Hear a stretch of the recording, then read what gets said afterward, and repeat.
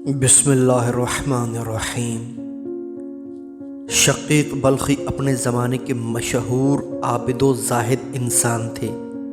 وہ بیان کرتے ہیں کہ میں 149 ہجری کو حج کے لیے روانہ ہوا۔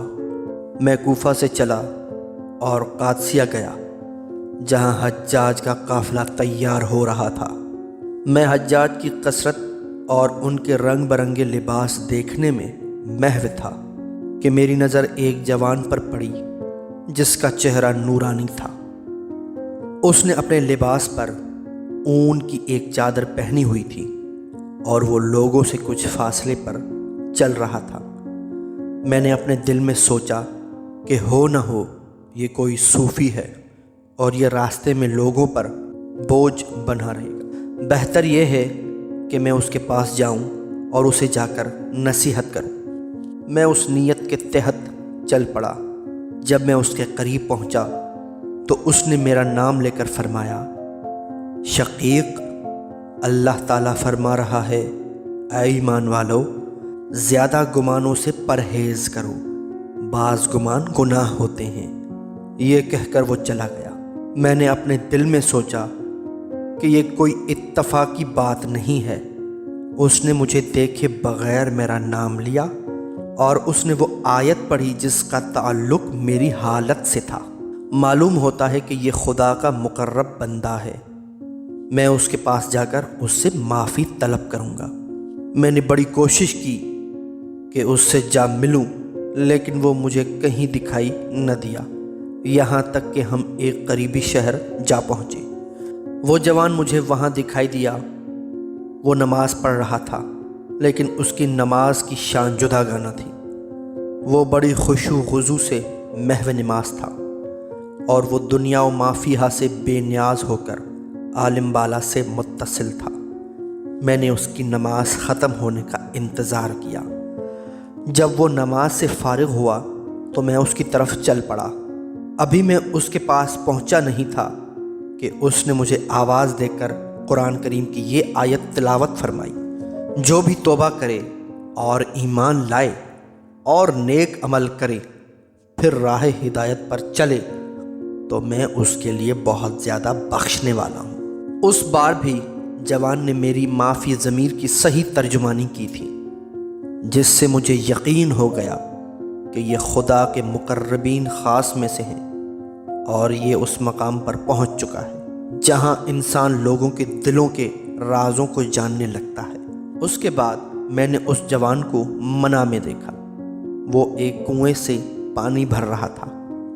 اس کے ہاتھ میں رسی تھی۔ اچانک رسی اس کے ہاتھ سے چھوٹ گئی اور ڈول رسی سمیت کنویں میں جا گرا۔ اس وقت جوان نے اپنے ہاتھ آسمان کی طرف بلند کیے اور کہا، اے اللہ، تو ہر چیز پر قادر ہے۔ تو ہی ہے جو مجھے پانی پلاتا ہے اور کھانا کھلاتا ہے اور وہ تمام چیزیں جن کی میں تجھ سے تمنا کرتا ہوں۔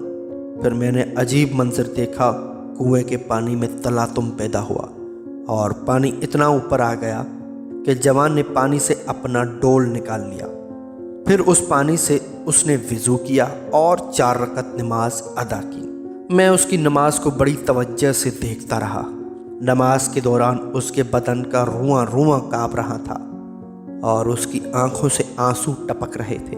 جب وہ نماز سے فارغ ہوا تو میں اس کے پاس گیا، اس پر سلام کیا۔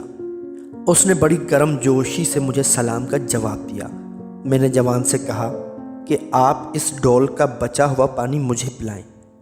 جوان نے کہا، اللہ نے ظاہری اور باطنی نعمات ہمارے دستے تصرف میں رکھی ہے اور یہ سب کچھ عبادت اور نیک اعمال کا صلہ ہے۔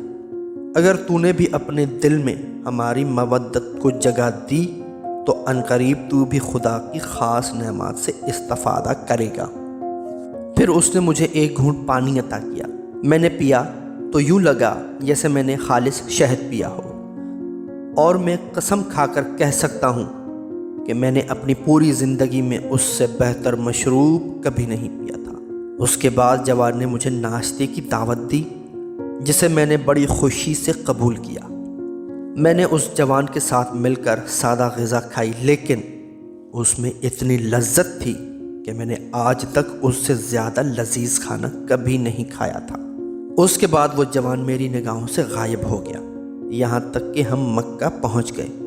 ایک رات جب کہ آسمان پر بادل چھائے ہوئے تھے اور ستارے دکھائی نہیں دیتے تھے، میں نے اس جوان کو نصف شب کے وقت چاہ زمزم کے قریب دیکھا۔ وہ خشوع و خضوع سے نماز پڑھ رہا تھا اور اس کی آنکھیں بادلوں کی طرح برس رہی تھیں۔ وہ اتنا رویا کہ اس کا چہرہ اور اس کا لباس آنسوؤں سے تر ہو گیا۔ طلوع فجر تک وہ نماز میں مصروف رہا۔ صبح ہوئی، مؤذن نے اذان فجر دی تو اس نے نماز فجر ادا کی، پھر خدا کی تسبیح کی، پھر اس نے زمین پر سجدہ کیا اور کافی دیر تک سجدے میں رہا۔ پھر اس نے سجدے سے سر اٹھایا اور بیت اللہ کا طواف کیا اور کعبے سے نکل آیا۔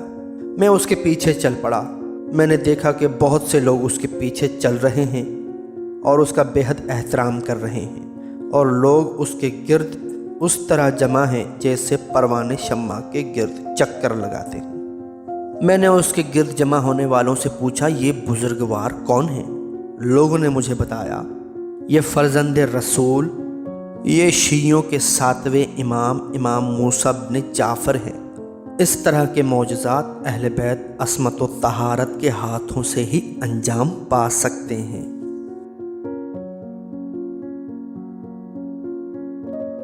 اگر آپ کو ہماری یہ ویڈیو پسند آئی ہے تو لائک، شیئر اور سبسکرائب کرنا نہ بھولیے، اور بیل کے آئیکن کو دبانا نہ بھولیے گا تاکہ ہماری ویڈیو آپ کے پاس بر وقت پہنچتی رہے۔ شکریہ۔